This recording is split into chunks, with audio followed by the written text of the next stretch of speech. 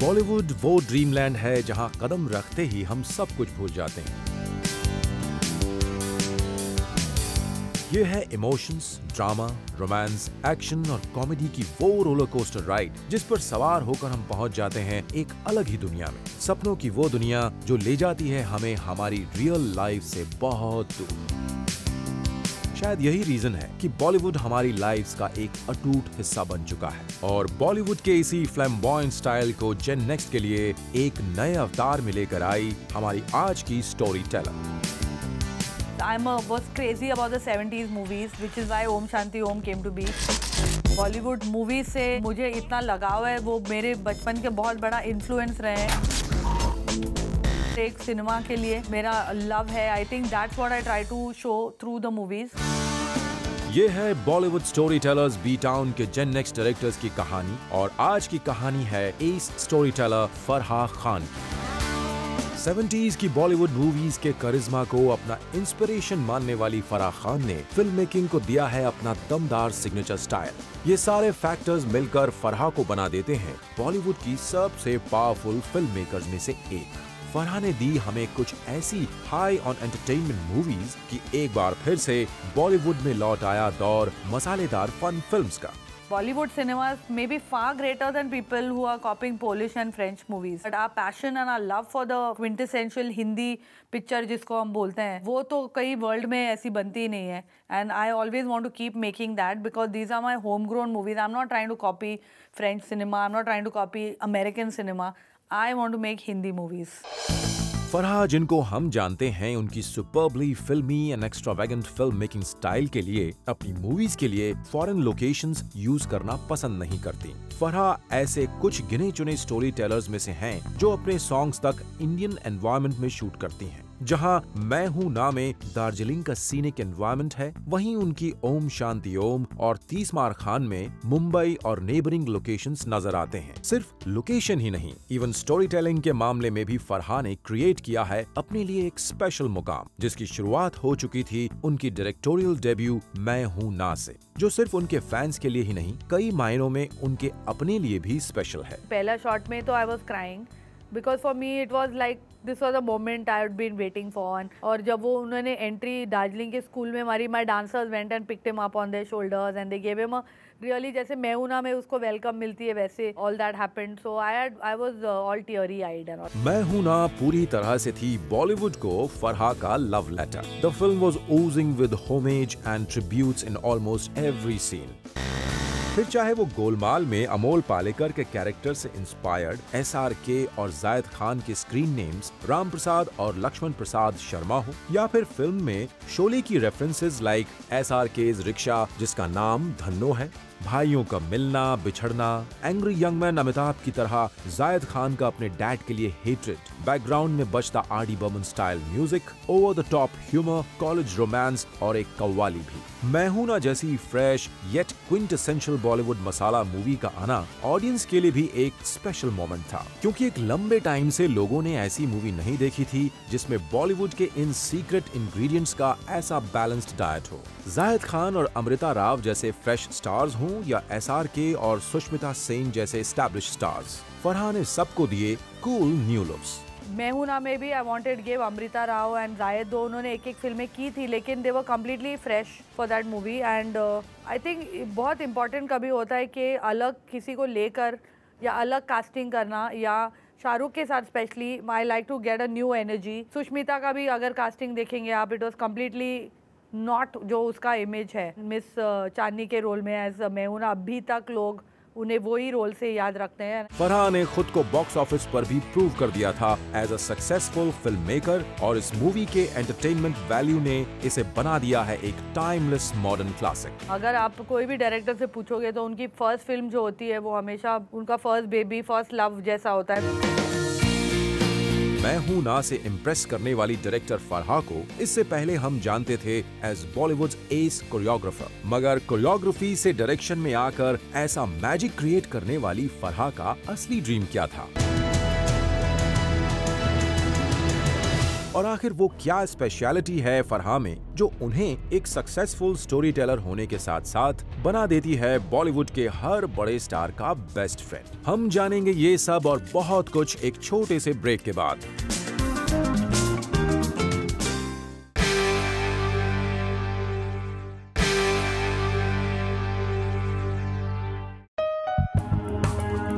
Welcome back to Bollywood story tellers, B town के gen next directors की कहानी। और आज की हमारी स्टोरी टेलर हैं वो जो अपनी फियर्स्टी एंड एंटरटेनिंग पर्सनैलिटी के साथ न सिर्फ बॉलीवुड में एक आइकॉनिक स्टेटस हासिल कर चुकी हैं, बल्कि वो न जाने कितनी ऐसी फीमेल्स के लिए रोल मॉडल हैं जो हासिल करना चाहती हैं इस मेल डोमिनेटेड इंडस्ट्री में एक foothold. I don't think every morning I don't get up and think, oh, I'm a role model too. No, I live the life that I feel I should live it. And if that inspires someone to free of what other people think and how they should live their life according to other people, then it's a good thing. Farha भले खुद को एक role model ना माने, लेकिन उनकी style of film making आज एक इंस्पिरेशन है न्यू एज फिल्म मेकर्स के लिए जो बनाना चाहते हैं fun filled entertaining cinema. Farah की फिल्म्स 1970s की ब्लॉकबस्टर एंटरटेनिंग मूवीज का एक ऐसा कलरफुल मोन्टाज है जिनमें मनमोहन देसाई, प्रकाश मेहरा, सुभाष घई जैसा ग्रैंडयोर है, वहीं ऋषिकेश मुखर्जी स्टाइल ह्यूमर और कैरेक्टर्स भी। ये हैं वो मूवीज जो सही मायने में हैं escapist cinema. Coming from a life full of harsh realities, Farha को बॉलीवुड सिनेमा के इस एस्केपिज्म की वैल्यू भी मालूम है और इसकी हीलिंग क्वालिटीज का एहसास भी, क्योंकि आज की कामयाब फिल्म मेकर फरहा ने अपनी इनिशियल डेज में देखा है उसकी स्ट्रगल का एक painful phase.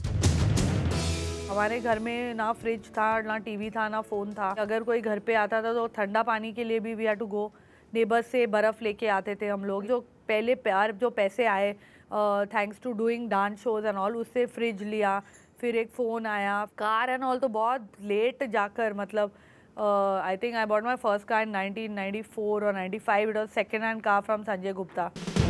Though Farah and her brother Sajid were born to a filmmaker father जो बनाया करते थे एक्शन बेस्ड स्टंट फिल्म्स, मगर उनकी मोस्ट एम्बिशियस फिल्म ऐसा भी होता है कि फ्लॉप होने से सब बदल गया। ये उनके फादर के लिए था एक बड़ा सेटबैक जिससे वो कभी उबर नहीं पाए। And soon a very young Farha and her toddler brother Sajid lost their father. किस्मत उन्हें आसमान से फर्श पर ले आई थी और इसी के साथ शुरू हुई उनकी स्ट्रगल।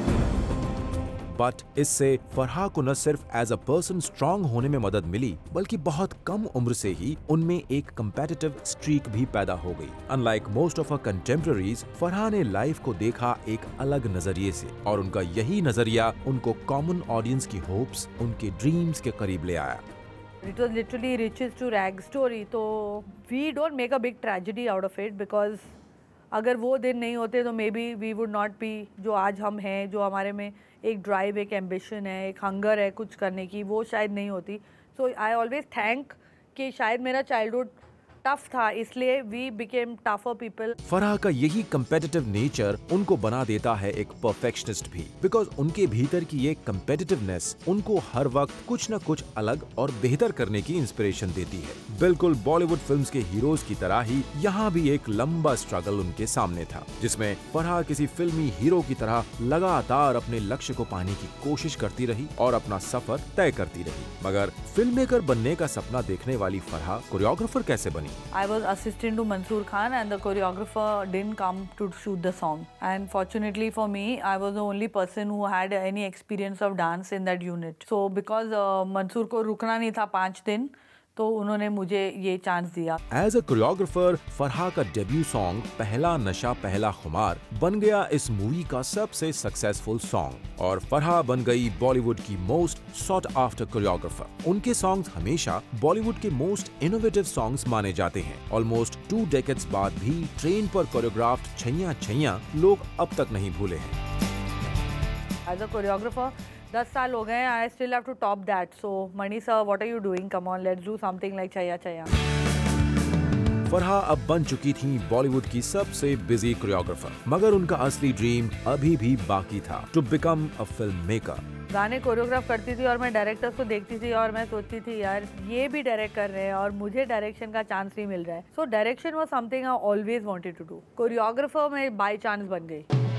और उनके इस ड्रीम को पूरा करने में उनकी हेल्प की उनके बेस्ट फ्रेंड SRK ने। उन्होंने न सिर्फ मैं हूं ना प्रोड्यूस की, बल्कि उसके बाद अपनी नेक्स्ट मूवी भी अनाउंस की फरहा के साथ। SRK के साथ फरहा का ये एसोसिएशन अब नजर आने वाला था एक मेगा बजटेड म्यूजिकल में। We started our careers together. When we met, उनकी कोई भी फिल्म रिलीज नहीं हुई थी और ना मेरी हुई थी। वो स्टार नहीं थे। Shahrukh was just a newcomer doing कभी हाँ कभी ना। I was a newcomer choreographer and we became friends and then of course हमने फिल्में साथ में बनाई। ओम शांति ओम पूरी की पूरी मूवी थी Farah's homage to Bollywood with an elan. अपनी एक ही लाइफ में स्ट्रगल और स्टारडम दोनों टेस्ट कर चुकी फरहा की इस मूवी में प्रोटैगनिस्ट ओम को स्ट्रगल से स्टारडम का सफर करने में 2 जन्म लग जाते हैं। इसका म्यूजिक भी था एपिक स्केल, जहां मूवी के एक सॉन्ग में 32 स्टार्स को डांस करा के फरहा ने होमेज दी मनमोहन देसाई के star studded song John Jani Janardan को और प्रूव कर दिया कि शायद बॉलीवुड में कोई भी स्टार नहीं जो उनको ना कह सके। वहीं मूवी के आइटम सॉन्ग के लिए उन्होंने प्रेजेंट किया SRK को as an item boy. Dard disco was a path breaking song जिसने कई ट्रेंड्स शुरू किए, फिर चाहे वो आइटम बॉयज का ट्रेंड हो या 6 पैक एब्स का।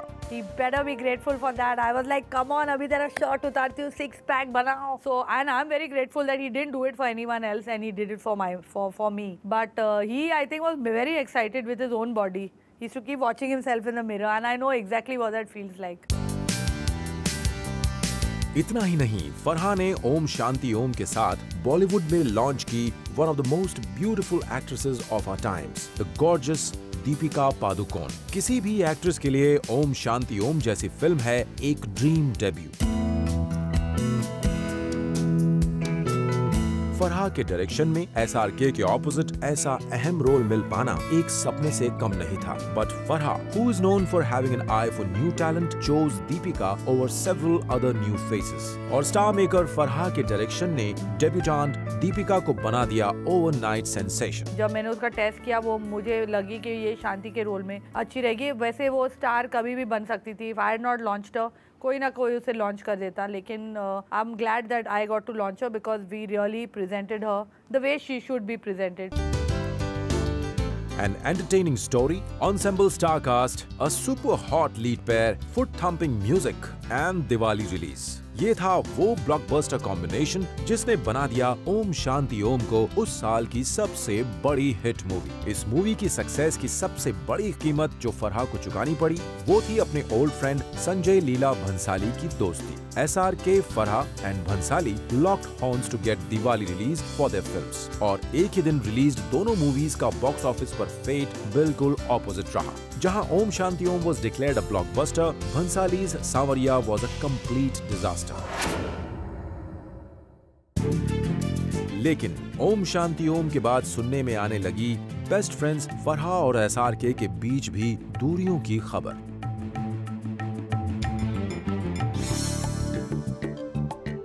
टूटती फ्रेंडशिप्स और बढ़ती गलतफहमियों के बीच क्या वो अपना ये विनिंग स्ट्रीक कायम रख पाई? ये जानने के लिए आपको वेट करना पड़ेगा क्योंकि अब टाइम है एक छोटे से ब्रेक का। We will see you right after this break on Bollywood story teller B town के जेन नेक्स्ट डायरेक्टर्स की कहानी।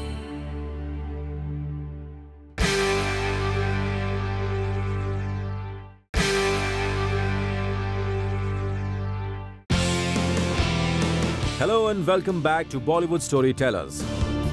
वक्त आ गया जब लोग डायरेक्टर्स को बोलेंगे अरे आप मेल डायरेक्टर हो, वाह क्या बात है। रियली मैं हमेशा से कहती आई हूँ direction is not a gender based. ये जेंडर पे डिपेंड नहीं करता है। आप इंटेलिजेंट हो, आप कंट्रोल में हो तो आप डायरेक्ट कर सकते हो। अब फरहा हो रही थी रेडी अपनी नेक्स्ट मूवी तीसमार खान के साथ जो लिखी थी उनके हबी शिरीष कुंदर ने। फरहा बनाने जा रही थी इस मूवी को अपने होम प्रोडक्शन में। इसी बीच खबरें आने लगी थी कि all is not well between Bollywood's best buddies SRK and Farah. और ऐसे में जब फरहा ने अपने इस होम प्रोडक्शन में SRK की जगह साइन किया अक्षय कुमार को, तो रूमर्स में छिपी सच्चाई भी लोगों को नजर आने लगी। Shirish and me had started a production house called Three's Company, which was for our babies, and we wanted to make a movie under that. And also, I think for Tismar Khan, I really genuinely thought Akshay is a good choice. पहली बार बिना SRK की movie बना रही फरहा की तीसमार खान पहले तो इसी वजह से चर्चा में रही, मगर जब एक बार इसके प्रोमोज आने शुरू हुए, the film became talk of the town just because of one song, Sheila Ki Jawani. Farha ने इस सॉन्ग के लिए कटरीना को एक बिल्कुल नया अवतार दे दिया। I didn't know that Sheila Ki जवानी इतना मतलब कल्ट सॉन्ग हो जाएगा। I knew that I had to present her in a way and I had promised her that role ज़्यादा नहीं है, but I'll give you a song that will be your song. But even we were shocked at the reaction. Farha की last 2 movies को देखते हुए तीसमार खान को मिली 100% opening, मगर film को मिले नेगेटिव रिस्पांस और क्रिटिकल रिव्यूज ने ओपनिंग वीकेंड के बाद तीसमार खान के सक्सेसफुल बॉक्स ऑफिस रन पर ब्रेक लगा दिए। मूवी को मिले इस बुरे रिस्पांस का असर फरहा पर भी हुआ, मगर पब्लिकली अपनी मूवी को डिफेंड करने की बजाय फरहा ने उसके फेलियर को पर्सनली एक्सेप्ट करना पसंद किया। रोना बहुत इंपॉर्टेंट है, ऐसा नहीं है क्योंकि आप ने इतने प्यार से आपकी फिल्म है, you have to feel for it and if you don't feel for it then you didn't deserve to make that film. अपने सामने आने वाले हर चैलेंज को एक्सेप्ट करने वाली फरहा ने तीसमार खान के फेलियर को एक्सेप्ट तो किया, मगर इसी के साथ न्यूज आने लगी उनके एक्टिंग डेब्यू की। Acting debut at the age of 47, मगर फरहा के लिए ये चैलेंज भी आया एक ऐसे पुराने फ्रेंड से जिसके साथ उनकी बड़ी जंग हो चुकी थी। The movie was Shirin Farhad की तो निकल पड़ी, जिसे प्रोड्यूस कर रहे थे संजय लीला बंसाली। संजय और मेरी फाइट्स काफी साल पहले सॉल्व हो चुकी थी, उसका शायद लोगों को पता नहीं था क्योंकि people are not interested in the solving of the fights, they are interested in the fight. Not only Sanjay Leela Bhansali बल्कि SRK, जिनके साथ अपनी पुरानी मिसअंडरस्टैंडिंग्स को दूर करने की कोशिश की, and finally their friendship overcame the misunderstandings. हमारे झगड़े भी हुए, फिर वापस मेकअप भी हुआ, because I think it's important when you love somebody to if you fight with that person, it's fine to fight, everyone fights, and फिर of course we made up, now we are going to do happy new year together. Farha आज undoubtedly हैं बॉलीवुड की most entertaining story teller. Farha ने हासिल किया है ये मुकाम सिर्फ अपने हार्ड वर्क और अपनी स्ट्रॉन्ग विल पावर से, और प्रूव कर दिया है कि अगर किसी चीज को दिल से चाहो तो पूरी कायनात उसे तुमसे मिलाने की कोशिश में लग जाती है। I shoot with Helen Aunty, I'll start crying. If I shot with Rishi Kapoor, I went and cried because these are icons, मतलब जो आप देखते हैं और बचपन से, and then suddenly you're directing them and all. So I get very emotional like that. Bollywood story tailors में ये थी बी टाउन के gen next director Farha Khan की कहानी। अगले एपिसोड में फिर मिलेंगे, तब तक आप बढ़ाइए अपना बॉलीवुड ज्ञान by watching Zoom, India's number 1 Bollywood channel.